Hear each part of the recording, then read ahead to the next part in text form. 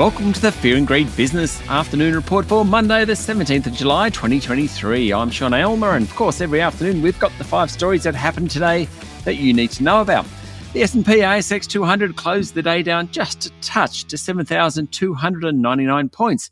Broadly speaking, the tech sector outperformed while the energy and materials companies were the weakest on the day. Among the large caps, Santos fell nearly 2%, Newcrest Mining was off 1.2%, and Rio Tinto and Woodside both fell 1%. WiseTech Global and Aristocrat Leisure both outperformed. The banks were mixed and the retailers generally stronger. Whitehaven Coal announced impressive June quarter production figures. Its share price rose 2.7%, and Corporate Travel said it's in the market for its fourth CFO in 4 years, after the current one decided to take another job. Story number 2, the board of Fortescue Metals conducted a secret review into whether its executive chair, Andrew Forrest, had a relationship with an employee of the mining giant, but cleared him of wrongdoing. In a statement, Fortescue said the board had engaged law firm Seyfarth Shaw to investigate after becoming aware of an anonymous letter concerning the behaviour of the executive chairman, according to a report in the Financial Review. And I quote, "The investigation concluded that none of the matters in the letter were substantiated. There were no adverse findings," adding that Dr. Forrest had excluded himself from the process. Now, I'm not suggesting that Dr. Forrest was in a relationship with an employee, but it is interesting that the board thought the issue was sufficiently important to warrant an investigation. Of course, last week, Forrest disclosed he had split with his wife, Nicola Forrest. Story number 3, it was a bit of a horror day for Endeavour Group, the hotel and liquor outlet company, with its share price tumbling 10%.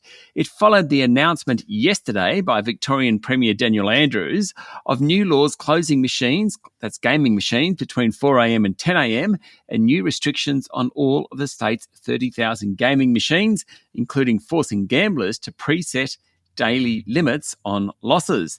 Victoria is Endeavour's largest market for the company's pubs division.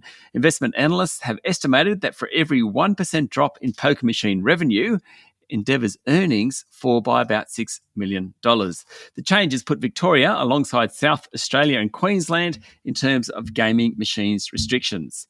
Story number 4, miner IGO has written off 75% of a business it bought just 12 months ago, sending its share price down 4.6%.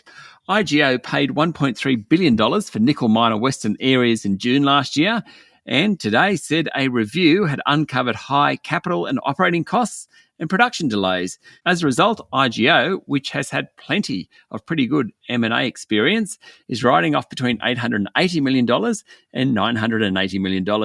IGO's acting CEO, Matt Dusky, called the write-down disappointing. And story number 5, China's economy expanded less than expected in the second quarter, with consumer spending slowing and the pain in the property market escalating.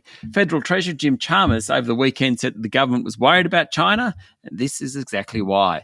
The world's second largest economy grew by 6.3% in the 12 months to the end of June, still good by Western standards, but not by Chinese benchmarks, and well below expectations.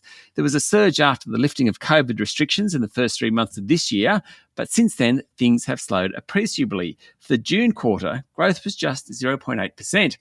In the month of June, retail sales growth slowed, the property market weakened, but at least industrial production improved. Authorities said the global political and economic situations are complicated and the foundations of recovery in China are not yet solid. That's it for the afternoon report for Monday, the 17th of July, 2023. Don't forget to hit follow on the podcast and find Fear and Greed on LinkedIn, Instagram, Twitter and Facebook.